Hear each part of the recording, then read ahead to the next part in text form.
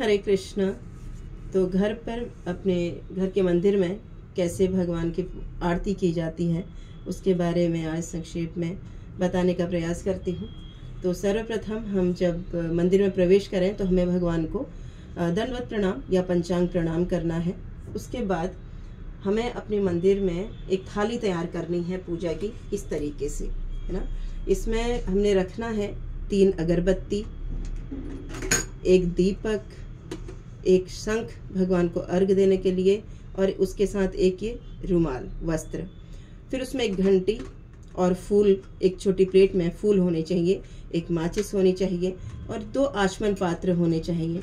एक आचमन से हम अपना आचमन करेंगे, अपने आप को शुद्धिकरण करेंगे, और दूसरे आचमन से जो भगवान की सेवा में जो पूजा सामग्री इस्तेमाल हो रही है आरती के समय, तो एक का उससे उसका आचमन करेंगे। और फिर साथ में हमें एक छोटी कटोरी चाहिए जिसमें हम भगवान को अर्घ दे के जल उसमें डालेंगे। एक हमें चाहिए चंवर और एक हमें चाहिए मोरपंख। तो इस प्रकार से हम भगवान की आरती करते हैं घर में। तो सबसे पहले हमें क्या करना है, आचमन पात्र से अपना आचमन करना है। फिर हमने 3 बार आचमन करना है, हथेली में लेके पीना है। ओम केशवाय नमः, ओम नारायणाय नमः, ओम माधवाय नमः, ओम गोविंदाय नमः कह के हमने अपने हाथ को ऐसे धो लेना है, ठीक है। उसके बाद हमें करना है 3 अगरबत्ती हैं, आप धूप भी ले सकते हैं। इनको हम भगवान वाले आचमन से आचमन करते हैं। इसमें डालते हैं थोड़ा सा जल और अब इसको हम जलाएंगे।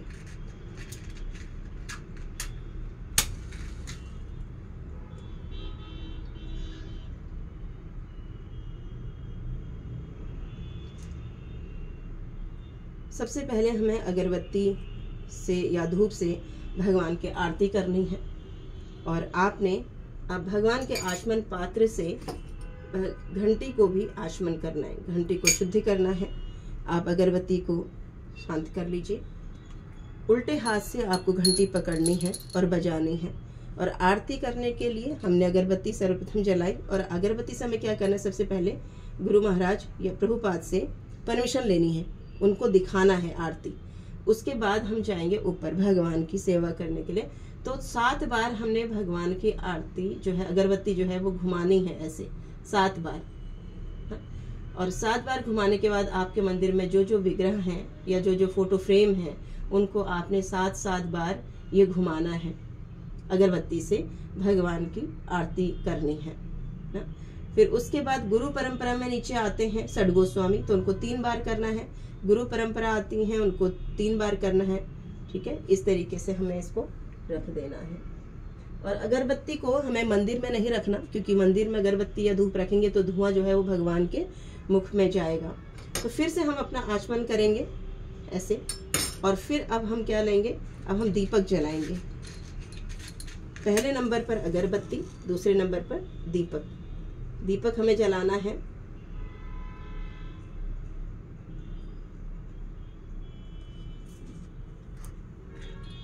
दीपक जला के हमें भगवान के आचमन पात्र से दीपक की जो डंडी है जिसको पकड़ते हैं उसको हमें थोड़ा सा जल डालना है। फिर गुरु परंपरा से फिर हमें गुरु महाराज या प्रभुपाद से परमिशन लेनी है, उनको दिखा के भगवान की आरती करने के लिए।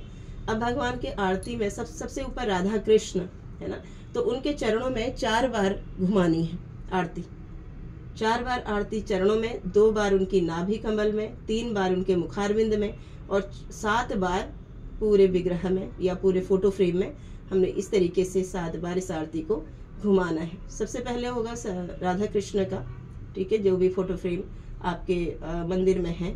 और उसके बाद हम आएंगे, अगर जगन्नाथ जी हैं तो जगन्नाथ जी का भी ऐसे ही करना। 4 बार चरणों में, 2 बार नाभि कमल में, 3 बार मुखारविंद में, और 7 बार पूरे विग्रह में, पूरी फोटो फ्रेम में। तो ऐसे फिर आएंगे गौर निताय या पंच तत्व आपके पास जो भी हैं। 4 बार चरणों में, 2 बार नाभि कमल, 3 बार मुखारविंद और 7 बार संपूर्ण बॉडी।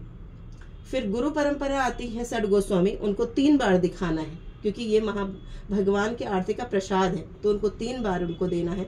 ऐसी गुरु परंपरा में 3 बार घुमाना है, उनको प्रसाद दे रहे हैं, है ना। तो इस प्रकार से हम फिर सभी ऐसे दिखा के आप रख सकते हैं।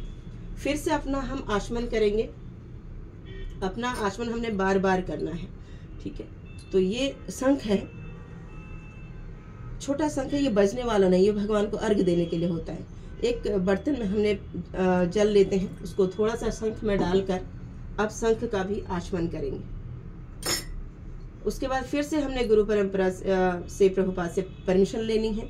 फिर हम भगवान के पास जाएंगे, राधा कृष्ण या जो भी, फिर उनके संपूर्ण बॉडी में आपने 7 बार ऐसे शंख को घुमाना है, उनको अर्घ देना है। अर्घ देने के बाद आपने छोटा सा बर्तन जो ये रखा है, इस पे उसको थोड़ा सा जल यहाँ निकालना है। फिर से आपने करनी है आरती, 7 बार फिर घुमाना है आपके मंदिर में जो भी फ्रेम है, फिर से उसको थोड़ा जल निकालना है उस बर्तन में। फिर हमने इस तरीके से पंचतत्व का भी आरती 7 बार उनको स्नान कराया है, अर्घ दिया है, फिर से जल निकाल दिया। अब हम गुरु परंपरा से 3 बार करते हुए पूरे जल को इसमें रख देंगे। फिर हमने अपना आचमन फिर से करना है और रुमाल जो रखा है भगवान का वस्त्र, उसमें आचमन करना है। फिर उस रुमाल से हमें इस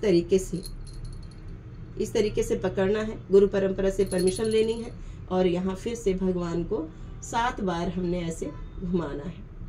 इसको आप 4 बार चरणों में, 2 बार नाभि में, 3 बार मुखारविंद में भी कर सकते हो और पूरे संपूर्ण भगवान के विग्रह में 7 बार भी कर सकते हो, ठीक है।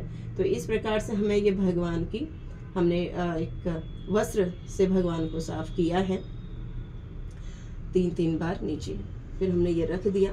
अब हम फिर से अपना आचमन करेंगे, फिर से फूलों में आचमन करेंगे और जो फूल की प्लेट थी उसको उठाएंगे। फिर से गुरु महाराज प्रभुपाद से परमिशन लेंगे। फिर भगवान की 4 बार चरणों में, 2 बार नाभि कमल में, 3 बार मुखारविंद में और 7 बार फिर से पूरी बॉडी में।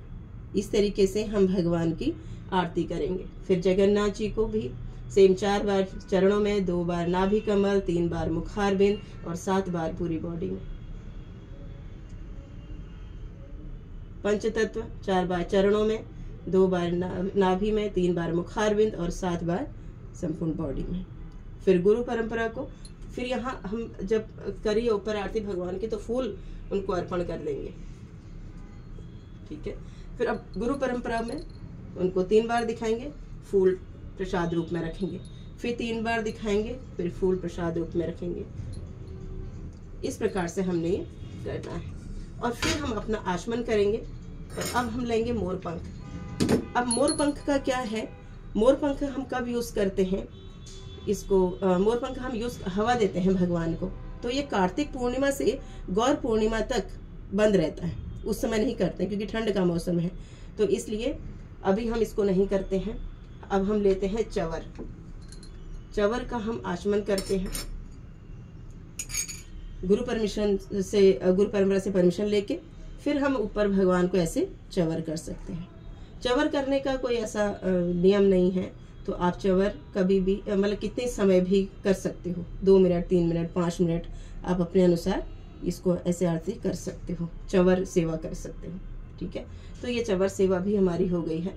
और जो मोरपंख की सेवा है वो हम गौर पूर्णिमा से शुरू करेंगे, कार्तिक तक, कार्तिक पूर्णिमा से वो बंद हो जाएगा, ऐसा है। और जो हमने ये जल लिया था जल पात्र में, जो भगवान को अर्घ देकर, तो इसका जल ऐसे हाथ में लेकर आप जितने लोग भी वहाँ सब हैं आपकी आरती में सम्मिलित हैं, आप उन सब में छिड़क लीजिए और अपने ऊपर भी डाल लीजिए। तो इस प्रकार से हमारी ये आरती का जो करने की जो विधि है, जो सरल है, जो वैष्णव विधि से आरती की जाती है, उसका ये तरीका है।